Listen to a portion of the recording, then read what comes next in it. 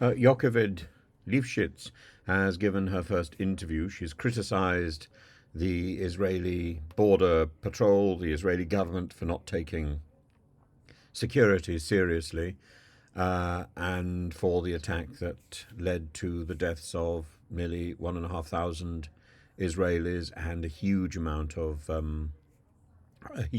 a huge amount of casualties, of wounded, and that has brought about this terror situation, the terror of Hamas followed by the siege of Gaza. She says that she was taken through a maze of corridors, a spider's web of corridors, of underground tunnels, and held in a hall with 25 other hostages before being taken to a separate room. She was photographed shaking the hand of one of her captors when she was released. Well, the important thing about this lady is that she is a peace activist. She was involved in helping Gazans from her position in Israel, from the kibbutz, and she did exactly what she she was accustomed to doing. She she is accustomed to being a kind lady. But the important thing is, she says that she went through hell and that she was released. She describes how she was bundled onto a motorbike with her legs on one side, her body on the other, how she was beaten, how she feared that she had broken ribs, but she hadn't, but she found it very, she was in pain, and how she was taken several kilometres through these huge spider's web of wet tunnels in Gaza. She's now in a wheelchair, and she said she didn't know how she was going to get out of this situation.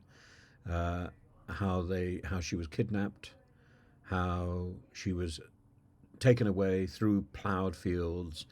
It's an horrific ordeal for somebody who's 85 years old. It's an horrific ordeal for anybody, and she's clearly a very brave, very principled lady. But I think it's quite right that she buttresses her comments with criticism of the failure of the Israeli state to look after the security, how it put its faith in cameras. And she was one of two hostages released yesterday, the other one being Nurit Yitzhak, and they were driven to the Rafah boarding crosser. They were driven to the Rafah border crossing between Israel and Egypt and handed to the Red Cross. And Hamas has said that it released them for humanitarian reasons. Of course, the the information coming out of Hamas now is very confused. Hamas said it took hostages in order to negotiate the release of the prisoners kept in Israeli jails. Now it's saying that it plans to release the 50 civilian hostages that it's got in return for a ceasefire. And at the same time, Israel is saying it's actually going to ramp up the pressure on Hamas. This has led some commentators to say that Hamas is surrendering. It's not surrendering, it's changing tack. And it's a very worrying and very volatile situation. It's not a time to be celebrating anything until every hostage is returned. That would be a time to express a sigh of relief. But even then, the pressure is then on the Israeli side to persuade the Israeli side to pull back from its siege. And I think